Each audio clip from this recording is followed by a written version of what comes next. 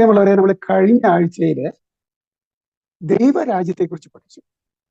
ദൈവരാജ്യത്തിന്റെ പ്രത്യേകത എന്താണ്? ദൈവരാജ്യം ജഗരാജ്യത്തിൽ പ്രവേശിക്കുക എങ്ങനെയായിരിക്കണം? നമ്മൾ ഈ ആഴ്ചയിലെ വചനവിഷയത്തിലൂടെ എല്ലാം നമ്മൾ കണ്ടെത്തിയതാണ്. നമ്മൾ തിരിച്ചറിയുകയാണ്, ആ ദൈവരാജ്യത്തിൽ ഭരണം നടത്തുന്ന ഒരു സ്നേഹപിതാവുണ്ട്. ആ ദൈവത്തിന്റെ സ്നേഹത്തെ കുറിച്ച് നമുക്ക് ഈ ആഴ്ചയിൽ ഒന്ന് ചിന്തിക്കാൻ പരിശ്രമിക്കുകയാണ്. നമുക്ക് മനസ്സിലാക്കാൻ കഴിയുന്ന കാര്യം ഇതാണ്: ദൈവം നമ്മളെ സ്നേഹിക്കുന്നു. കാരണം ദൈവം സ്നേഹമാണ്. ദൈവത്തിൽ സ്നേഹിക്കാതിരിക്കാൻ കഴിയില്ല. കാരണം സ്നേഹം തന്നെയായുണ്ട്. ഈ സ്നേഹം ദൈവ കുടുംബമായി ജീവിക്കണമെന്നാണ് ദൈവത്തിന്റെ ആഗ്രഹം. പ്രിയമുള്ളവരെ, മലാക്കിയുടെ പ്രവചനത്തിലൂടെ ദൈവം നമ്മളോട് വെളിപ്പെടുത്തുകയാണ്. മലാക്കി പ്രവാചകന്റെ പുസ്തകം 1-ാം അധ്യായം 2-ാം തിരുവചനത്തിലൂടെ, ഞാൻ നിങ്ങളെ സ്നേഹിച്ചു. എന്നാൽ നിങ്ങൾ ചോദിക്കുന്നു, എങ്ങനെയാണ് അങ്ങ് ഞങ്ങളെ സ്നേഹിച്ചത്? ദൈവം നമ്മളോട് പറയാണ്, മക്കളെ, ഞാൻ നിങ്ങളെ വളരെയധികം സ്നേഹിക്കുന്നു. പക്ഷെ നമ്മൾ പലപ്പോഴും ദൈവത്തോട് ചോദിക്കാറില്ല, ദൈവം ഞങ്ങളെ സ്നേഹിക്കുന്നുണ്ടോ? ദൈവം ഉണ്ടോ? അങ്ങനെ ചിന്തിക്കുന്ന ആൾക്കാരും ഉണ്ടല്ലോ. എങ്ങനെയാ ദൈവം സ്നേഹിക്കുന്നത്? ഇതിനെ ഇത്രമാത്രമൊക്കെ സ്നേഹിക്കുന്നുണ്ടെങ്കിൽ ഞാൻ ഇങ്ങനത്തെ ഉള്ള ദുരിതങ്ങളിലൂടെയൊക്കെ പോകുമോ? എനിക്കൊന്നും അങ്ങനെ ഉൾക്കൊള്ളാനൊന്നും കഴിയുന്നില്ലോ. അങ്ങനെയൊക്കെ ചിന്തിക്കുന്ന ധാരാളം വ്യക്തികളുണ്ട്. അപ്പൊ ഇന്ന് ദൈവം പറയാ, നമുക്ക് പറഞ്ഞുതരാൻ വേണ്ടി ആഗ്രഹിക്കുക, എങ്ങനെയാണ് ഞാൻ നിങ്ങളെ സ്നേഹിക്കുന്നതെന്ന്. അവിടുന്ന് പറയുന്നു, എന്റെ സ്നേഹം വളരെ വ്യക്തിപരമാണ്. എനിക്ക് നിങ്ങളെ എല്ലാവരും കൃത്യമായിട്ട് അറിയാം. ദൈവം പറയാണ്, നിങ്ങളെ ഓരോരുത്തരും എനിക്ക് കൃത്യമായിട്ട് അറിയാം. അതുപോലെ ഞാൻ നിങ്ങളെ കൃത്യമായി മനസ്സിലാക്കിയിരിക്കുന്നു. ദൈവം നമ്മളെ മനസ്സിലാക്കുന്ന പോലെ മറ്റൊരു വ്യക്തിയും നമ്മളെ മനസ്സിലാക്കുന്നില്ല. അതായത് ദൈവം നമ്മളെ ഓരോരുത്തരെയും വളരെ വ്യക്തിപരമായി സ്നേഹിക്കുന്നു, നമ്മളെ വ്യക്തിപരമായി അറിയുന്നു.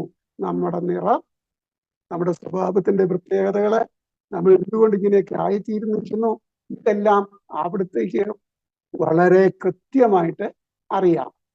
അതായത് നമ്മൾ മേടിച്ചിരിക്കുകയാണ്. അതായത് നമ്മുടെ ഇന്നലകളെ കുറിച്ച് ദൈവത്തിന് വളരെ അറിയാം. നമ്മുടെ ഇന്നലകളെ ദൈവത്തിന് കൃത്യം അറിയാം. അവർ ഇന്ന് നമ്മുടെ ഇതിനെ കുറിച്ച് ദൈവത്തിന് കൃത്യമായിട്ട് അറിയാം. നമ്മുടെ നാളെയെ കുറിച്ച് ദൈവത്തെ അറിയാം. ഇതിനെ കുറിച്ച് നമുക്ക് കൃത്യമായിട്ട് അറിയാം, നമുക്കറിയാം. പക്ഷേ നാളെയെ കുറിച്ച് നമുക്കറിയില്ല. എന്നാൽ നമ്മുടെ ദൈവത്തിന് അതെല്ലാം വളരെ വ്യക്തമായിട്ട് അറിയാം. അപ്പൊ നമ്മൾ ഒന്ന് ചിന്തിക്കുക. ഇപ്പൊ ഒരു ഹെഡിങ് കാണുന്നു, ആദത്തെയും ഹവ്വായെയും ഏദൻ തോട്ടത്തിൽ നിന്നും പുറത്താക്കിയത് ദൈവത്തിന്റെ സ്നേഹമാണ്. അങ്ങനെ നമുക്ക് ചിന്തിക്കാൻ പറ്റുന്നുണ്ടോ? നമ്മുടെ പലരുടെയും മനസ്സിലേക്ക് പെട്ടെന്ന് കടന്നു വരിക, ആദത്തെയും ഹവ്വായെയും ദൈവം ഏദൻ തോട്ടത്തിൽ നിന്ന് പുറത്താക്കിയത് അവർ പാപം ചെയ്തുകൊണ്ടാണ്. പ്രിയമുള്ളവരെ, അവര് പാപം ചെയ്തപ്പോൾ ദൈവത്തിന് അവരോട് എന്തെങ്കിലും വെറുപ്പോ ദേഷ്യമല്ലോ വന്നിരുന്നെങ്കിൽ ഏദൻ തോട്ടത്തിൽ വെച്ച് അവിടുന്ന് അവർ ശാസിക്കുമായിരുന്നു. നമ്മൾ കാണുന്നു, അവരെ ശാസിക്കുന്നില്ല. എന്നാൽ സാത്താനെ അവിടുന്ന് ചാടിയും കാണും. ദൈവത്തിന്റെ ആ സ്നേഹം ആദത്തിനും ഹവ്വായ്ക്കും വസ്ത്രം നൽകുന്നു. കൊണ്ട് വസ്ത്രം ഉണ്ടാക്കി അവരെ ധരിപ്പിക്കുന്നു. അപ്പൊ ദൈവത്തിന് ഒത്തിരി സ്നേഹമാണ്. ദൈവം അവരെ സ്നേഹിച്ചത് വഴി മനുഷ്യ സമൂഹത്തെ മുഴുവനാണ് സ്നേഹിക്കുന്നത്. നമ്മളെ ഓരോരുത്തരെയാണ് ദൈവം സ്നേഹിക്കുന്നത്. ഇനി അങ്ങനെയാണെങ്കിൽ എന്തുകൊണ്ടായിരിക്കാം ദൈവം അവരെ പുറത്താക്കിയത്? പ്രിയപ്പെട്ടവരെ, ഇപ്പോൾ അവർ പാപത്തിലാണ്. ഈ പാപത്തിൽ നിന്നും അവരെ ദൈവമക്കളുടെ പദവിയിലേക്ക് ഉയർത്താൻ ദൈവത്തിന് സാധിക്കും. എന്നാൽ അവര് ആ ഏദൻ തോട്ടത്തിലായിരിക്കുമ്പോൾ പാപത്തിലായിരിക്കുന്നതുകൊണ്ട് വീണ്ടും പാപം ചെയ്യാനുള്ള സാധ്യതയുണ്ട്. അങ്ങനെ അവര് ആ ജീവന്റെ വൃക്ഷത്തിന്റെ ഫലം ഭക്ഷിച്ചാൽ അവര് അമർത്യരായി മാറും. പിന്നീട് ഒരിക്കലും അവരെ ദൈവത്തിന് രക്ഷിക്കാൻ സാധിക്കുകയില്ല. ഇതുകൊണ്ട് മനുഷ്യവർഗം ഒരിക്കലും അങ്ങനെ നിത്യനാശത്തിലേക്ക് പോകരുതെന്ന് തിരിച്ചറിഞ്ഞ ദൈവം മനുഷ്യവർഗത്തിലുള്ള സ്നേഹം കൊണ്ട് അവരെ ഏദൻ തോട്ടത്തിൽ നിന്ന് പുറത്താക്കി കെരൂബുകളെ കാവൽ ഏർപ്പെടുത്തുകയാണ് ചെയ്തത്. ഓക്കെ, ദൈവത്തിന്റെ എത്രമാത്രം സ്നേഹമാണ്! ആദത്തോടും അവയോടും കാണിച്ച സ്നേഹം മനുഷ്യവർഗത്തോടും മുഴുവനുമുള്ള സ്നേഹമാണെന്ന് നമുക്ക് തിരിച്ചറിയാം. ഇനി നമുക്ക് ദൈവം വ്യക്തിപരമായിട്ട് ഓരോരുത്തരെ സ്നേഹിച്ച ഒരു കാര്യങ്ങളെ കുറിച്ച് ചിന്തിക്കാം. നമുക്ക് കാണുന്നത്, ഹാഗാറിനെ വ്യക്തിപരമായി അറിയുകയും മനസ്സിലാക്കുകയും ചെയ്ത ദൈവത്തെ കുറിച്ചാണ്. ഉൽപ്പത്തി പുസ്തകം 16-ാമത്തെ അധ്യായം 8-ാം തിരുവചനത്തിൽ നമ്മൾ കാണുന്നു, ദൂതൻ അവളോട് ചോദിച്ചു, സാറായിയുടെ ദാസിയായ ഗഹാറേ, നീ എവിടെ നിന്ന് വരുന്നു, എങ്ങോട്ട് പോകുന്നു? സന്ദർഭവും സാഹചര്യം നമുക്കറിയാം. അബ്രാഹത്തിന്റെ ഭാര്യയായ സാറായി തന്റെ ദാസിയായ ഹാഗാറിനെ ഒരു കുട്ടീനേക്കിന്റെ ആവശ്യത്തിനായി അബ്രാഹത്തിന് കൊടുക്കുന്നു. അബ്രാഹത്തിൽ നിന്നും ഹാഗാർ ഗർഭിണിയായപ്പോൾ അവൾ തന്റെ യജമാനത്തിയോട് മോശമായി പെരുമാറാൻ തുടങ്ങി. അപ്പം യജമാനത്തി ക്രൂരമായി തിരിച്ചു പെരുമാറാനും തുടങ്ങി. അങ്ങനെ ഇരിക്കുമ്പോൾ സാറായി അവിടുന്ന് ഒളിച്ചോടാൻ തീരുമാനിച്ചു. അങ്ങനെ അവളെ ഒളിച്ചോടുന്ന സന്ദർഭത്തിലാണ് ദൈവദൂതൻ അവളെ കണ്ടെത്തുന്നത്, ദൈവം തന്നെ അവളെ കണ്ടെത്തുന്നത്. അപ്പൊ ദൈവം എന്നിട്ട് പഠിക്കുന്ന കാര്യങ്ങൾ, സാറായിയുടെ ദാസിയായ ഹാഗാറേ. അപ്പം വളരെ വ്യക്തിപരമായിട്ട് ദൈവത്തിന് ആ ദാസിയുടെ പേരറിയാം, ഹാഗാറാണെന്ന്. അവിടെ സാറായിയുടെ ദാസിയാണെന്നും അറിയാം. അവിടുന്ന് ചോദിക്കുക, അപ്പൊ ഇന്നലകളെ കുറിച്ച് അറിയുന്ന ദൈവം, നീ എവിടെ വരുന്നു, എങ്ങോട്ട് പോകുന്നു, ഇന്നിനെ കുറിച്ച് ദൈവം അറിയാം. അതിൽ നമ്മൾ ആ വിശുദ്ധ ഭാഗം തുടർന്ന് വായിക്കുകയാണെങ്കിൽ നമുക്ക് കാണാൻ സാധിക്കും, നീ ഒരു പുത്രനെ പ്രസവിക്കും, ഇസ്മായിലിനെ പ്രസവിക്കുമെന്ന് ദൈവം ഓർമ്മപ്പെടുത്തുക. ഇനി അവനെ ഞാൻ വലിയൊരു ജനതയാക്കി മാറ്റുമെന്നും ദൈവം ഹാഗാറിനോട് പറയാം. ഹാഗാറിനെ വളരെ വ്യക്തിപരമായി സ്നേഹിച്ച ദൈവം. ഇനി നമുക്ക് നോക്കിയാൽ നമ്മുടെ പൂർവ്വ യോസേപ്പിനെ കുറിച്ച്, അദ്ദേഹത്തെയും വളരെ വ്യക്തിപരമായി അറിയുന്ന ദൈവത്തിന്റെ സ്നേഹം നമ്മൾ കാണുന്ന കാര്യം, ഈ പൂർവ്വ യോസേപ്പ് തന്റെ സഹോദരന്മാരെ കാണാൻ വേണ്ടി അവർ ആടുമേയ്ക്കുന്ന സ്ഥലത്തേക്ക് ചെന്നപ്പോൾ ജോസഫിനോടുള്ള ദേഷ്യം കൊണ്ട് തന്റെ സഹോദരന്മാർ ആദ്യം പൊട്ടക്കിണറ്റിലേക്ക് തള്ളിയിടുകയാണ്. പിന്നെ അവിടുന്ന് വലിച്ചു കയറ്റി കഴിഞ്ഞിട്ട് അവരെ ജോസഫിനെ ഈജിപ്തിനുള്ള വർത്തക സംഘത്തിന് വിൽക്കുന്നതായിട്ട് നമ്മൾ കാണുന്നു. അങ്ങനെ ഈജിപ്തിലെത്തിയ ജോസഫിനെ ദൈവം പടിപടിയായി ഉയർത്തി ഈജിപ്തിന്റെ ഭരണാധികാരിയായി മാറുന്നതായിട്ട് നാം കാണുന്നു. ക്ഷാമകാലത്ത് ജോസഫിന്റെ സഹോദരന്മാരെ ഈജിപ്തിൽ എത്തിച്ചേരുന്നു. അപ്പോൾ അവസാനം ജോസഫ് പറയുകയാണ്, ഞാൻ എന്റെ സഹോദരനാണെന്ന്. അപ്പോഴേ അവർ ആ പാടെ പേടിച്ചു. ജോസഫ് എന്തായാലും ഞങ്ങൾ എന്തെങ്കിലും ദ്രോഹിക്കുക, പഴയ കാര്യമൊക്കെ ഓർത്തിട്ട് ഞങ്ങളെ ദ്രോഹിക്കുമെന്ന്. അപ്പോൾ ജോസഫ് പറയുന്നൊരു വാക്ക്, ദൈവത്തിന്റെ ഒത്തിരി സ്നേഹം അനുഭവിച്ചറിഞ്ഞ ജോസഫ് പറയുകയാണ്, ഉൽപ്പത്തി പുസ്തകത്തില് 45-ാം അധ്യായം 7-ാമത്തെ തിരുവചനത്തിലൂടെ, നിങ്ങൾക്ക് ഭൂമിയിൽ സന്തതികളെ നിലനിർത്തുവാനും വിസ്മയകരമായ രീതിയിൽ രക്ഷ നൽകുവാനും വേണ്ടി ദൈവം എന്നെ നിങ്ങൾക്ക് മുമ്പേ ഇങ്ങോട്ട് അയച്ചതാണ്. ദൈവത്തിന്റെ സ്നേഹമാണ് ജോസഫ് അവിടെ പങ്കുവയ്ക്കുന്നത്.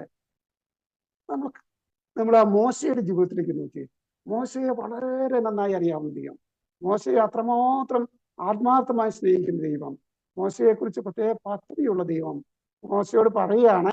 പുറപ്പാട് പുസ്തകത്തിൽ 33-ാമത്തെ അധ്യായം 17-ാമത്തെ തിരുവചനത്തില് കർത്താവ് മോശയോട് പറഞ്ഞു, നീ ആവശ്യപ്പെട്ട ഈ കാര്യവും ഞാൻ ചെയ്യും, എന്നാൽ നീ എൻ്റെ പ്രീതി നേടിയിരിക്കുന്നു, നിന്നെ എനിക്ക് നന്നായി അറിയാം. മോശയെ ദൈവത്തിന് നന്നായി അറിയാം. ചിലപ്പോൾ നമുക്കറിയാം, സിനാമലയുടെ ഭാഗത്തുനിന്ന് യാത്ര പുറപ്പെടാൻ വേണ്ടി ഇസ്രായേൽ ജനത്തോട് പറയുമ്പോൾ ദൈവം മോശയോട് പറയുന്നുണ്ട്, ഈ ജനത്തെ കൂടി ഞാൻ തോറ്റു, ഞാൻ നിങ്ങളുടെ കൂടെ വരുന്നില്ല. അപ്പൊ മോശ പറയുന്നുണ്ട്, അങ്ങ് കൂടെ വരുന്നില്ലെങ്കിൽ ഞങ്ങളെ ഒറ്റയ്ക്കാക്കരുതേ. അപ്പോഴാണ് ദൈവം പറയുന്നത്, എനിക്ക് നിന്നെ നന്നായി അറിയാം, നീ പറഞ്ഞിരുന്ന കാര്യം ഞാൻ ചെയ്യാൻ തയ്യാറാണ്, നീ എൻ്റെ പ്രീതി നേടിയിരിക്കുന്നു. അപ്പൊ മോശയെയും അത്ര ആത്മാർത്ഥമായി സ്നേഹിക്കുന്ന ആ ദൈവം നമ്മളെയും അതുപോലെ വളരെ സ്നേഹത്തോടെ വളരെ വ്യക്തിപരമായി നമ്മളെ ഓരോരുത്തരെയും അവിടെ സ്നേഹിക്കുന്നുണ്ട്. നമ്മളെ വീട്ടിൽ കടത്തുകയാണ്. ആ ഇസ്രായേൽ ജനത്തിന്റെ കൂടെ നടക്കുന്ന, പരിപാലിക്കുന്ന, അവരെ സ്നേഹിക്കുന്ന ദൈവത്തിന്റെ പ്രത്യേകതയെ കുറിച്ച് നമുക്കൊന്ന് കാണാൻ സാധിക്കാം. അവിടുന്ന് ആ മരുഭൂമിയിലൂടെ അവർ നടന്നു നീങ്ങുമ്പോൾ മേഘസ്തംഭമായി അവർക്ക് മുമ്പുണ്ട്. തന്റെ പ്രിയപ്പെട്ട മക്കള് ആ മരുഭൂമിയില് വെയിലേറ്റ് ഉഴഞ്ഞു വീഴാതിരിക്കാൻ വേണ്ടി, അവർ ബുദ്ധിമുട്ടുണ്ടാകാതിരിക്കാൻ വേണ്ടി, അവർക്ക് തണലേകാൻ വേണ്ടി അവിടുന്ന് പകൽ മേഘസ്തംഭമായി അവർക്ക് മുകളിലുണ്ടായിരുന്നു. പിന്നീട് നമ്മൾ കാണുന്ന കാര്യം, രാത്രിയാവുമ്പോൾ തന്റെ പ്രിയപ്പെട്ട മക്കൾക്ക് വഴിതെറ്റിപ്പോകാതിരിക്കാൻ വേണ്ടി അവിടുന്ന് അഗ്നിസ്തംഭമായി അവരോടൊപ്പം യാത്ര ചെയ്യുന്നു. മരുഭൂമിയിൽ വെച്ച് അവർക്ക് ദാഹമുണ്ടായി, കുടിക്കാൻ വെള്ളമില്ലാതെ വന്നു. അപ്പോൾ ദൈവം പാറയിൽ നിന്നും ജലം നൽകി അവരെ സംരക്ഷിക്കുന്നു. കുറച്ചു കഴിഞ്ഞപ്പോൾ അവർക്ക് ഭക്ഷണത്തില് ഇറച്ചി കഴിക്കണമെന്ന് ആഗ്രഹം. അവര് പരാതിപ്പെടുമ്പോൾ ദൈവം അവർക്ക് കാടപ്പക്ഷിയെ നൽകുന്നതായിട്ട് നമ്മൾ കാണുന്നു. പിന്നെ നമ്മൾ കാണുന്നു അവരുടെ ജീവിതത്തില് അവര് കാനാൻ ദേശത്തിന്റെ അതിർത്തിയിൽ എത്തുന്നവരെ ഭക്ഷിക്കുവാൻ വേണ്ടി അവർക്ക് അവിടുന്ന് മന്ന നൽകുന്നു. നമ്മൾ തിരിച്ചറിയ പുറപ്പാടിന്റെ പുസ്തകം 16-ാമത്തെ അധ്യായം 35-ാമത്തെ തിരുവചനത്തിൽ നമ്മൾ വായിക്കുകയാണ്, ഇസ്രായേൽക്കാർ മനുഷ്യവാസമുള്ള സ്ഥലത്ത് എത്തുന്നത് വരെ 40 വർഷത്തേക്ക് മന്ന ഭക്ഷിച്ചു. കാനാൻ ദേശത്തിന്റെ അതിർത്തിയിൽ എത്തുന്നത് വരെ മന്നയാണ് അവർ ഭക്ഷിച്ചത്. പ്രിയമുള്ളവരെ, ദൈവത്തിന്റെ ആ സ്നേഹം ഒന്ന് ഓർത്ത് നോക്കിയേ. ഇസ്രായേൽ ജനത്തിന് മാത്രമല്ല കേട്ടോ, നമ്മൾ ഓരോരുത്തരെയും ഇങ്ങനെ ദൈവം കൃത്യമായിട്ട് പരിപാലിക്കുന്നുണ്ട്, നമ്മളെ സ്നേഹിക്കുന്നുണ്ട്. ആ പരിപാലിക്കുന്നത് കൊണ്ടാണ് നമ്മളിപ്പോൾ ഈ നിമിഷം കൂടി ആയിരിക്കുന്നതും. ദൈവത്തിന്റെ ആ പരിപാലനയൊക്കെ നമ്മൾ ഇരുന്ന് ചിന്തിക്കുകയാണെങ്കിൽ നമുക്ക് കൂടുതൽ വ്യക്തമാകുകയും മനസ്സിലാക്കുകയും ചെയ്യും.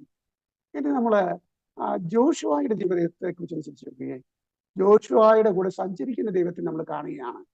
അപ്പൊ നമുക്ക് കാണാൻ സാധിക്കും, മോശയുടെ മരണശേഷം ജോഷുവാണ് ഇസ്രായേൽ ജനത്തെ വാഗ്ദത്ത ഭൂമിയിൽ എത്തിക്കുന്നത്. ദൈവം ജോഷുവയോട് പ്രത്യേകമായിട്ട് പറയുകയാണ്, നിന്റെ ആയുഷ് കാലത്ത് ഒരിക്കലും ആർക്കും നിന്നെ തോൽപ്പിക്കാൻ സാധിക്കുകയില്ല. ഞാൻ മോശയോട് കൂടെ എന്നതുപോലെ നിന്നോട് കൂടെയും ഉണ്ടായിരിക്കും. ഞാൻ മോശയോട് കൂടെ എന്നതുപോലെ നിന്നോട് കൂടെയും ഉണ്ടായിരിക്കും. എത്ര സ്നേഹമാ ദൈവത്തിന്! ആ കൂടെ സഞ്ചരിക്കുന്ന ദൈവം, ഇസ്രായേൽക്കാരുടെ ഒപ്പം സഞ്ചരിച്ച ദൈവം ഇപ്പോൾ ജോഷുവയുടെ കൂടെ സഞ്ചരിച്ച് ജോഷുവയെ നേതൃത്വ രംഗത്തേക്ക് ഉയർത്തിയിരിക്കുക. ദൈവമാണ് ഓരോ മനുഷ്യനും ഓരോ കാര്യങ്ങൾ ഏൽപ്പിക്കുന്നതും ഉത്തരവാദിത്തങ്ങൾ ഏൽപ്പിക്കുന്നതും മുമ്പോട്ട് നയിക്കുന്നതെന്നും നാം ജോഷുവയുടെ ചരിത്രത്തിലൂടെ മനസ്സിലാക്കേണ്ടിയിരിക്കുന്നു. ഇനി നമ്മൾക്ക് കാണാൻ സാധിക്കും, സങ്കീർത്തകന്റെ പുസ്തകം 139-ാം അധ്യായം 16-ാമത്തെ തിരുവചനത്തിലൂടെ എല്ലാ മനുഷ്യരെയും വ്യക്തിപരമായി അറിയുന്ന കാണുന്ന ദൈവത്തെ കുറിച്ച് സങ്കീർത്തന പ്രകാരം പറയുന്നത്, എനിക്ക് രൂപം ലഭിക്കുന്നതിന് മുമ്പ് തന്നെ അവിടുത്തെ കണ്ണുകൾ എന്നെ കണ്ടു. എനിക്ക് നിശ്ചയിക്കപ്പെട്ടുള്ള നാളുകൾ ഉണ്ടാകുന്നതിന് മുമ്പ് തന്നെ അങ്ങയുടെ പുസ്തകത്തിൽ അവ എഴുതപ്പെട്ടു. പ്രിയപ്പെട്ടവരെ, നമ്മൾ ഓരോരുത്തരും ഈ ലോകത്തേക്ക് വരുന്നുണ്ടെന്ന കാര്യം ആദ്യം അറിഞ്ഞതാരാ? നമ്മുടെ അമ്മയാണ്, അല്ലെ? പക്ഷെ നമ്മുടെ അമ്മ അറിയുന്നതിന് മുമ്പ് തന്നെ ദൈവം നമ്മളെ ഓരോരുത്തരെയും അറിഞ്ഞിരുന്നു. നമ്മൾ ഈ ലോകത്തേക്ക് അയക്കാൻ വേണ്ടി ദൈവം തീരുമാനിച്ചത് കൊണ്ടാണ് നമുക്ക് നമ്മുടെ അമ്മയുടെ ഉദരത്തിൽ ജനിക്കാൻ സാധിച്ചത്. അതായത് അതുകൊണ്ടാണ് സങ്കീർത്തകൻ പാടുന്നത്, എനിക്ക് രൂപം ലഭിക്കുന്നതിന് മുമ്പ് തന്നെ അവിടുത്തെ കണ്ണുകൾ എന്നെ കണ്ടു. എനിക്ക് നിശ്ചയിക്കപ്പെട്ടിട്ടുള്ള നാളുകൾ ഉണ്ടാകുന്നതിന് മുമ്പ് തന്നെ അങ്ങയുടെ പുസ്തകത്തിൽ അവ എഴുതപ്പെട്ടു എന്ന് സങ്കീർത്തകൻ പറയുന്നതിന്റെ കാരണം അതാണ്. പ്രിയപ്പെട്ടവരെ, ഓർത്ത് നോക്കി, നമ്മളെ എത്രമാത്രം ദൈവം ഇങ്ങനെയൊക്കെ സ്നേഹിക്കുന്നത്.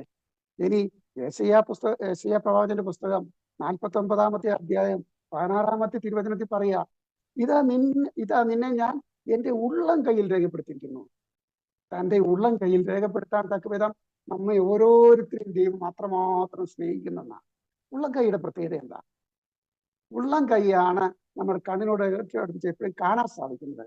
ഉള്ളം കയ്യിൽ എന്തെങ്കിലും ഒരു കാര്യം എഴുതി വെച്ചാൽ അത് വളരെ പെട്ടെന്ന് നമുക്ക് മനസ്സിലാക്കാൻ സാധിക്കും. ചിലരൊക്കെ അങ്ങനെ എഴുതി വെക്കുന്ന കാണാം, പെട്ടെന്ന് ഓർമ്മിക്കേണ്ട കാര്യങ്ങളൊക്കെ ഉണ്ടെങ്കിൽ. പ്രിയപ്പെട്ടവരെ, അവിടുത്തെ ദൈവത്തിന്റെ ഉള്ളം കയ്യില് നമ്മളെ അവിടുന്ന് രേഖപ്പെടുത്തി വെച്ചിരിക്കുക എന്ന് പറഞ്ഞാൽ എല്ലാ നിമിഷവും ദൈവം നമ്മളെ കണ്ടുകൊണ്ടിരിക്കുക. ദൈവത്തിന് അത്രമാത്രം സ്നേഹം നമ്മുടെ ഓരോരുത്തോടും. നമ്മളിപ്പോ ഏത് അവസ്ഥയിലായാലും ശരി, ദൈവം അത്രമാത്രം നമ്മളെ സ്നേഹിക്കുന്നു. അതുകൊണ്ടാണ് നമ്മളെ അവിടുത്തെ ഉള്ളം കയ്യിൽ അവിടുന്ന് രേഖപ്പെടുത്തി വെച്ചിരിക്കുന്നത്. അതുപോലെ നമുക്ക് കാണാൻ സാധിക്കുന്ന കാര്യം, നല്ല പദ്ധതി ഒരുക്കി അവിടുന്ന് നമ്മളെ സ്നേഹിക്കുന്നുണ്ട്. ജെറമിയ പ്രവാചകന്റെ പുസ്തകം 29-ാമത്തെ അധ്യായം 11-ാം തിരുവചനത്തിലൂടെ കർത്താവ് നമ്മൾ ഇപ്പൊ പറയാണ്, കർത്താവ് അരുൾ ചെയ്യുന്നു, നിങ്ങളെ കുറിച്ചുള്ള പദ്ധതി എൻ്റെ മനസ്സിലുണ്ട്. നിങ്ങളുടെ നാശത്തിനല്ല, ക്ഷേമത്തിനുള്ള പദ്ധതിയാണത്. നിങ്ങൾക്ക് ശുഭമായ ഭാവി പ്രത്യാശ നൽകുന്ന പദ്ധതി. പ്രിയപ്പെട്ടവരെ, നമ്മളെ ഓരോരുത്തരെയും കുറിച്ച് ദൈവത്തിനൊരു പദ്ധതിയുണ്ട്, പ്രത്യേകമായ ഒരു പദ്ധതിയുണ്ട്. ദൈവം നമ്മളെ അത്രമാത്രം സ്നേഹിക്കുന്നു. ഇത് പറയുമ്പോഴാണ് ദൈവത്തിന് എന്നെ കുറിച്ചുള്ള ഒരു പദ്ധതി എനിക്ക് അവിടുന്ന് ബോധ്യപ്പെടുത്തുന്ന ഒരു അനുഭവം നിങ്ങളുമായിട്ട് പങ്കുവെക്കാൻ വേണ്ടി ആഗ്രഹിക്കുക. ഞാനൊരു സ്കൂളിലെ അധ്യാപകനായിരുന്നു. അപ്പോൾ അവർക്കറിയാം, ഒരിക്കൽ ഞാൻ സ്കൂളിൽ നിന്നും വീട്ടിലേക്ക് പോകാൻ വേണ്ടി ബസ് കഴിയും. ബസ്സിൽ നല്ല തിരക്കുണ്ട്. ആ ബസ്സിൽ ഒരു മദ്യപനായ ഒരു മനുഷ്യനുണ്ട്. അദ്ദേഹം എന്തൊക്കെ പുലപ്പിക്കൊണ്ടിരിക്കുന്നു. ബസ്സിൽ കയറി കഴിഞ്ഞ ഉടനെ ഇദ്ദേഹം എന്നെ കണ്ട ഉടനെ എന്നെ ചീത്ത വിളിക്കാൻ തുടങ്ങി. കടിച്ചപ്പെടാത്ത കാര്യങ്ങളൊക്കെയാ പറയുന്നത്, ഒച്ചത്തിൽ പറയുന്നു. ബസ്സിലിരിക്കുന്ന ആൾക്കാരെല്ലാം ഇങ്ങനെ ശ്രദ്ധിക്കാൻ തുടങ്ങി. എനിക്ക് അപ്പാടെ ഒരു മനസ്സിലൊരു വിഷമമൊക്കെ തോന്നി. ആ മനുഷ്യനോട് എനിക്ക് ദേഷ്യം തോന്നിയില്ല. കാരണം മദ്യപാനി ഒരു രോഗിയായതുകൊണ്ട് ആ രോഗിയെ പോലെ അവരെ കാണണമെന്നാണല്ലോ. അപ്പൊ എന്നാലും എനിക്ക് ആൾക്കാരെ എനിക്ക് വിചാരിക്കുന്ന ഒരു ചിന്ത എന്നെ വല്ലാതെ അലട്ടി. ഞാൻ ബസ് ഇറങ്ങി കഴിഞ്ഞപ്പോഴത്തേക്കും, എന്റെ സ്റ്റോപ്പിലെത്തി ബസ് ഇറങ്ങി കഴിഞ്ഞപ്പോഴും ഇദ്ദേഹം എന്നെ ചീത്ത വിളിക്കുന്ന അവസാനിപ്പിച്ചില്ല. ആ സങ്കടം, ഞാൻ പഠിപ്പിക്കുന്ന കുട്ടികളുടെ മാതാപിതാക്കൾ അതിനകത്തുണ്ട്, മറ്റുള്ളവരൊക്കെ ഉണ്ട്, അവരൊക്കെ എന്ത് വിചാരിക്കുമെന്നുള്ള ചിന്തയുമായിട്ട് ഞാൻ വീട്ടിലെത്തി ഞാൻ ഈ വിഷമവുമായി ഒരു പ്രാർത്ഥനാ മുറി കയറി കഥ കടച്ചു. തമ്പ്രാന്റെ മുമ്പിൽ ഇരുന്നിട്ട് പറഞ്ഞു, എൻ്റെ ഈ വിഷമം മാറ്റി തരുന്ന വരെ ഞാൻ ഇവിടെ ഇരിക്കും. അങ്ങ് ആ വ്യക്തിയെ അനുഗ്രഹിക്കണം, ആ ബസ്സിലുണ്ടായിരുന്നവരെ അനുഗ്രഹിക്കണം, എൻ്റെ ഈ വിഷമം മാറ്റി തരണം. ഇത്രയും കാര്യം പറഞ്ഞുകൊണ്ട് ഞാൻ തമ്പ്രാന്റെ മുമ്പിൽ ഇരുന്നു. കുറച്ച് കഴിഞ്ഞപ്പോൾ എൻ്റെ ആ വിഷമം എല്ലാം അങ്ങ് മാറി. ഞാൻ പുറത്തിറങ്ങി. പിറ്റേ ദിവസമാണ് ദൈവത്തിന്റെ സ്നേഹം എനിക്ക് വളരെ പ്രത്യേകമായിട്ട് മനസ്സിലാക്കിയത്. പിറ്റേ ദിവസം സ്കൂളിൽ അഡ്മിഷൻ നടക്കുന്ന സമയമാണ്. ഞങ്ങളുടെ ഹൈസ്കൂൾ സെക്ഷൻ മാത്രമേ ഉള്ളൂ. UP സ്കൂളിൽ നിന്നുള്ള കുട്ടികളെയൊക്കെ ചേർക്കാൻ വേണ്ടി ആളുകൾ വരുന്നുണ്ട്. 3-4 അധ്യാപകരിൽ നിന്ന് അപേക്ഷാപ്പം പൂരിപ്പിക്കുന്നുണ്ട്. എൻ്റെ അടുത്തേക്ക് ഒരമ്മയും കുട്ടിയും കൂടെ കടന്നു വന്നു.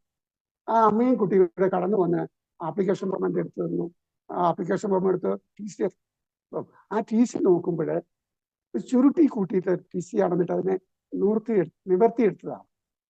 അപ്പൊ ഞാൻ അമ്മച്ചോട് ചോദിച്ചു, ഇതിന്റെ TC ഒക്കെ ഇങ്ങനെ ചുരുങ്ങിപ്പോയത് നേരത്തെ ഒക്കെ വാങ്ങിയതാണല്ലോ, ഏതെന്താ ഇങ്ങനെ പറ്റിപ്പോയെന്ന് ചോദിച്ചപ്പോ അമ്മച്ചി പറയാം, സാറേ എനിക്കൊരു കാര്യം പറയാനുണ്ട്.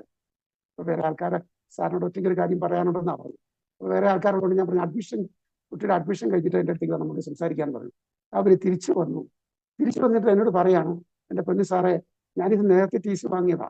എൻ്റെ ഭർത്താവ് ഒരു മദ്യപാനിയാണ്. ഞാൻ ഈ TCയും കൊണ്ട് അദ്ദേഹത്തിൻ്റെ അടുത്ത് നാളെ കൊച്ചിനെ കൊണ്ട് 8ാം ക്ലാസ്സിൽ ചേർക്കണമെന്ന് പറഞ്ഞു. അപ്പം ഈ TC എൻ്റെ കയ്യിൽ നിന്ന് വാങ്ങിയിട്ട് കൂട്ടി എറിഞ്ഞിട്ട് അദ്ദേഹം പറഞ്ഞു, അവൾ 7ാം ക്ലാസ് വരെ പഠിച്ചാൽ മതിയായി, നാളെ തൊട്ട് നിന്റെ കൂടെ പണിക്ക് കൊണ്ടുപോകും. സാറൊരു പക്ഷെ അറിയുമായിരിക്കും എൻ്റെ ഭർത്താവിനെ. ആളിതാണെന്ന് പറഞ്ഞ് ചേച്ചി അദ്ദേഹത്തെ കുറിച്ച് പറഞ്ഞപ്പോൾ എനിക്ക് കൃത്യമായിട്ട് മനസ്സിലാക്കി. തലേ ദിവസം എന്നെ ബസ്സിൽ വെച്ച് ചീത്ത വിളിച്ച ആ മനുഷ്യന്റെ ഭാര്യയും കുഞ്ഞുമായിരുന്നു എൻ്റെ മുമ്പിലുള്ളത്. പ്രിയപ്പെട്ടവരൊന്ന് ഓർമ്മിക്കുക, ദൈവത്തിന്റെ ആ സ്നേഹം, ആ കുഞ്ഞിന്റെ തുടർ പഠനം കൊടുക്കാൻ വേണ്ടി ദൈവം ആ കുഞ്ഞിനെ സ്നേഹിക്കുന്നു. അമ്മച്ചിയുടെ വിഷമത്തിൽ അമ്മച്ചിയെ സ്നേഹിക്കുന്നു. ഈ മദ്യപാനിയായ മനുഷ്യനെയും അദ്ദേഹം ആയിരിക്കുന്ന അവസ്ഥയെ സ്നേഹിക്കുന്നു. അപ്പൊ ആ കുഞ്ഞിനെ സ്കൂളിലേക്ക് എത്തിച്ചേരാൻ വേണ്ടി എൻ്റെ ഒരു സഹനം ദൈവം എന്നിൽ നിന്ന് ആവശ്യപ്പെട്ടതാണ്. അതുവഴി അവിടുന്ന് എന്നെ സ്നേഹിക്കുകയും എന്നെക്കുറിച്ചുള്ള പദ്ധതി എനിക്ക് ബോധ്യപ്പെടുത്തി തരികയായിരുന്നു. സഹനത്തിലൂടെ തമ്പുരാനെ മഹത്വപ്പെടുത്തണമെന്നുള്ള ആ ബോധ്യമാണ് എനിക്ക് പിന്നീട് അതിൽ നിന്ന് ലഭിച്ചത്. നമുക്ക് ഓർക്കാം, ഇതേപോലെ നമ്മളെ ഓരോരുത്തരെ കുറിച്ചും ദൈവത്തിന് പ്രത്യേകമായ പദ്ധതിയുണ്ട്. ദൈവത്തിന്റെ മറ്റൊരു പ്രത്യേകതയെ കുറിച്ചാണ്, അവിടുന്ന് അനുകമ്പയുള്ള ദൈവമാണ്. അവിടുന്ന് ദയാലുവും കാരുണ്യവാനും ക്ഷമാശീലം സ്നേഹനിധിയും ശിക്ഷിക്കുന്നതിൽ വിമുഖനും ആണെന്ന് ഞാൻ അറിയുന്നു. യോനാ പ്രവാചകന്റെ പുസ്തകത്തിലെ 4-ാം അധ്യായം 2-ാമത്തെ തിരുവചനമാണ്. നമുക്കറിയാം, സന്ദർഭ സാഹചര്യം അറിയാം. യോന നിനവയിൽ പോയി പ്രസംഗിച്ചപ്പോൾ ജനം അനുദപിച്ചു. ദൈവം തൻ്റെ ആ ദേശത്തെ ശിക്ഷിക്കുന്നതിനുള്ള തൻ്റെ പദ്ധതി അവിടുന്ന് പിൻവലിക്കുകയാണ്. യോനായ്ക്ക് അത് അത്ര ഇഷ്ടപ്പെട്ടില്ല. യോന ദൈവത്തോട് പരിതപിച്ചുകൊണ്ട് പറയുകയാണ്, അവിടുന്ന് ദയാലുവും കാരുണ്യവാനും ക്ഷമാശീലം സ്നേഹനിധിയും ശിക്ഷിക്കുന്നതിൽ വിമുഖനുമാണെന്ന് ഞാൻ അറിയുന്നു. നമ്മളെ പോലെ നമ്മളൊരു കാര്യം ഇങ്ങനെയൊക്കെ ദൈവം പറഞ്ഞിട്ട് ഇങ്ങനെ കാര്യമൊക്കെ പറഞ്ഞു നടന്നില്ലേ, നമുക്കൊക്കെ ചിലപ്പോൾ ഒരു വിഷമം വരാം. യോനായുടെ ആ സ്വഭാവം നമ്മളിലും ഉണ്ടാകാൻ ചിലപ്പോൾ. ഈ കാര്യം തമ്പുരാൻ ഓർമ്മിപ്പിക്കുക നമ്മളെക്കുറിച്ച്. അവിടത്തേക്ക് സ്നേഹിക്കാൻ മാത്രമേ കഴിയുള്ളൂ, ക്ഷമിക്കാൻ മാത്രമേ കഴിയുള്ളൂ. ശിക്ഷിക്കുന്നതിൽ ഒത്തിരി വിമുഖനാണ് അവിടുന്ന്. ഈ കാര്യം നമുക്ക് തിരിച്ചറിയാം നമ്മുടെ ജീവിതത്തിലും. ഇനി അവിടുത്തെ പ്രത്യേകത, ജെറമ്യായുടെ പുസ്തകം 31-ാം അധ്യായം 3-ാമത്തെ തിരുവചനത്തിലൂടെ അവിടുന്ന് നമ്മളെ ഓർമ്മിപ്പിക്കുകയാണ്. വിദൂരത്തിൽ നിന്നും കർത്താവ് അവന് പ്രത്യക്ഷനായി അരുളി ചെയ്തു, എനിക്ക് നിന്നോടുള്ള സ്നേഹം അനന്തമാണ്, നിന്നോടുള്ള വിശ്വസ്തത അചഞ്ചലവും. പ്രിയപ്പെട്ടവരെ, ദൈവത്തിന് നമ്മോടുള്ള സ്നേഹം അത് അനന്തമാണ്. അവിടുത്തെ വിശ്വസ്തത അചഞ്ചലമാണ്. നമ്മൾ ദൈവത്തെ സ്നേഹിക്കുന്നില്ലെങ്കിലും അവിടുന്ന് നമ്മളെ സ്നേഹിച്ചുകൊണ്ടിരിക്കുന്നു. എന്ന് പറഞ്ഞാൽ നമ്മൾ ആയിരിക്കുന്ന അവസ്ഥയിൽ ദൈവം നമ്മളെ സ്നേഹിച്ചുകൊണ്ടിരിക്കുക. നമ്മൾ എത്രമാത്രം കൊടിയ പാപം ചെയ്താലും അവിടുന്ന് നമ്മെ സ്നേഹിച്ചുകൊണ്ടേയിരിക്കുന്നു. അവിടുത്തെ സ്നേഹം അനന്തവും അചഞ്ചലവുമാണ്. നമ്മൾ തമ്പുരാന്റെ ജെറമ്യ പ്രവാചകന്റെ പുസ്തകം 23-ാമത്തെ അധ്യായം 24-ാമത്തെ തിരുവചനത്തിലൂടെ കടന്നു ചെല്ലുമ്പോൾ നമ്മൾ കാണുകയാണ് എല്ലായിടത്തും നിറഞ്ഞു നിൽക്കുന്ന ദൈവത്തെക്കുറിച്ച്. എനിക്ക് കാണാൻ കഴിയാത്ത വിധം ആർക്കെങ്കിലും രഹസ്യ സങ്കേതങ്ങളിൽ വിളിക്കാൻ സാധിക്കുമോ? സ്വർഗവും ഭൂമിയും നിറഞ്ഞു നിൽക്കുന്നവനല്ലേ ഞാൻ? കർത്താവാണ് ഇത് ചോദിക്കുന്നത്. പ്രിയപ്പെട്ടവരെ, ദൈവത്തിന്റെ ദൃഷ്ടിയിൽ നിന്നും ആർക്കും മറഞ്ഞിരിക്കാൻ കഴിയില്ല.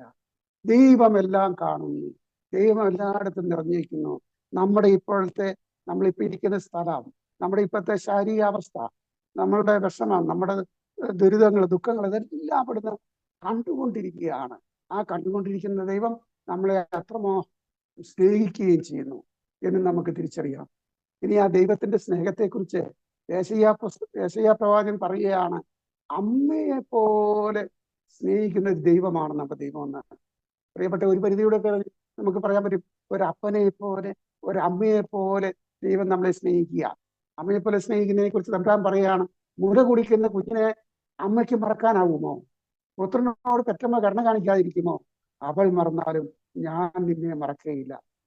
പ്രിയപ്പെട്ടവരെ, ഈ ലോകത്തെ ഏറ്റവും വലിയ സ്നേഹം അമ്മയും കുഞ്ഞും തമ്മിലുള്ള സ്നേഹമാണെന്നാണല്ലോ പറയാ. പക്ഷെ ഈ കാലഘട്ടത്തിലെ ചില വാർത്തകളൊക്കെ കേൾക്കുമ്പോൾ ചില അമ്മമാരൊക്കെ കുഞ്ഞുങ്ങളെ വലിച്ചെറിയുകയും കൊന്നുകളയുന്നതൊക്കെ ആയിട്ട് നമ്മൾ കാണുന്നുണ്ട്. എന്നാൽ ഭൂരിഭാഗം അമ്മമാരും, 99% അമ്മമാരും തൻ്റെ കുഞ്ഞിനെ ഒരിക്കലും മറക്കുകയില്ലോ. എന്നിട്ട് തമ്പുരാൻ പറയുന്നു നമ്മോട്, ആ പെറ്റമ്മ തൻ്റെ മകനെ മറന്നുപോയാൽ, തൻ്റെ കുഞ്ഞിനെ മറന്നുപോയാൽ ഞാൻ ഒരിക്കലും നിങ്ങളെ മറക്കുകയില്ല എന്ന്. നോക്കിയാ, അപ്പൊ ദൈവത്തിന്റെ ആ സ്നേഹം എത്ര വലുതാണ് എന്ന് നമ്മൾ തിരിച്ചറിയണമേ. പെറ്റമ്മ മറന്നുപോയാലും ഞാൻ നിന്നെ മറക്കുകയില്ലെന്ന് അരുളി ചെയ്യുന്ന ദൈവത്തിന്റെ ആ സ്നേഹവും കരുതലും ഒക്കെ നമുക്കൊന്ന് അനുഭവിച്ചറിയാൻ സാധിക്കും. നമുക്കൊന്ന് ചിന്തിച്ചു നോക്കാം, ഈ മാതാപിതാക്കൾ മക്കളെ സ്നേഹിക്കുന്നത് എങ്ങനെയാണെന്ന് നമുക്കറിയാം. ആ മാതാപിതാക്കൾ മക്കളെ സ്നേഹിക്കുന്നതിനേക്കാൾ അധികമായി ദൈവം നമ്മെ സ്നേഹിക്കുന്ന, നമ്മൾ ഈ രീതി ചിന്തിച്ചാൽ മതി. നമ്മളെ സ്നേഹിക്കുന്ന മാതാപിതാക്കള്, ആ മാതാപിതാക്കളെ നമുക്ക് നൽകിയത് ദൈവമാണ്. അതുകൊണ്ട് ദൈവം ആ മാതാപിതാക്കളെക്കാൾ ഉപരിയായി നമ്മളെ സ്നേഹിക്കുന്നു. ഈ തിരിച്ചറിവിലേക്ക് വരണം. ഈ ലോകത്തുള്ള എല്ലാ വ്യക്തികളെക്കാൾ ഉപരിയായി ദൈവം നമ്മളെ സ്നേഹിക്കുന്നു. ഈ ലോകത്ത് നമ്മൾ ഏറ്റവും കൂടുതൽ നമ്മെ സ്നേഹിക്കുന്നു എന്ന് കരുതുന്ന ആ വ്യക്തിയെ നമുക്ക് നൽകിയത് ദൈവമാണ്. ആ വ്യക്തിയെക്കാളും കൂടുതലായി ദൈവം നമ്മളെ സ്നേഹിക്കുന്നു എന്ന തിരിച്ചറിവിലേക്ക് നമ്മൾ വരാം. എങ്ങനെയാണ് മാതാപിതാക്കൾ മക്കളെ സ്നേഹിക്കുന്നത്? നമുക്കറിയാവുന്ന കാര്യമാണ്. എങ്ങനെയാണ് മാതാപിതാക്കൾ മക്കളെ സ്നേഹിക്കുന്നത്? നമുക്കൊന്ന് ചിന്തിക്കാം. നമുക്കറിയാം, മക്കളെ നമ്മൾ ആ ചിത്രത്തിലേക്ക് ഒന്ന് നോക്കിയേ. അതുപോലെ കരങ്ങളിലെടുത്ത് മാറോട് ചേർത്ത് മുത്തം നൽകി സ്നേഹിക്കുന്നു. അപ്പച്ചനും അമ്മച്ചിയും, നമുക്കറിയാം നമ്മുടെ കുഞ്ഞുമക്കളെയൊക്കെ, നമ്മുടെ മക്കളെയൊക്കെ നമ്മൾ എത്രമാത്രം ആലോചിച്ച് വളർത്തി. ഇതുപോലെ സ്നേഹം നൽകിയാ നമ്മുടെ മാതാപിതാക്കൾ നമ്മളെ വളർത്തിയത്. അപ്പം മാതാപിതാക്കളുടെ സ്നേഹം വളരെ പ്രത്യേകമാണ്. അവരെ കരങ്ങളിലെടുക്കുന്നു, മുത്തം നൽകി അവരെ സ്നേഹിക്കുന്നു. തമ്പുരാൻ ഹോസിയ പ്രവാചകന്റെ പുസ്തകം 11-ാം അധ്യായം 3-ാമത്തെ തിരുവചനത്തിലൂടെ നമ്മളോട് പറയാം, ഞാൻ അവരെ എൻ്റെ കരങ്ങളിൽ എടുത്തു. അതെ, ദൈവത്തിന്റെ കരങ്ങളിലാണ് നമ്മൾ ഓരോരുത്തരും. തുടർന്ന് യെശയ്യാ പ്രവാചകന്റെ പുസ്തകം 40-ാം അധ്യായം 11-ാമത്തെ തിരുവചനത്തിലൂടെ അവിടുന്ന് നമ്മെ ഓർമ്മപ്പെടുത്തുകയാണ്, അവിടുന്ന് ആട്ടിൻകുട്ടികളെ കരങ്ങളിൽ ചേർത്ത് മാറോടണച്ച് തള്ളയാടുകളെ സാവധാനം നയിക്കുന്നു. അതുപോലെ നമ്മളെ ഓരോരുത്തരെയും നമ്മളെ സ്നേഹനിധിയായ ദൈവം നമ്മളെ അവിടുത്തെ കരങ്ങളെടുത്ത് അവിടുത്തെ മാറോട് ചേർത്ത് നമ്മളെ സ്നേഹിക്കുന്ന ദൈവം.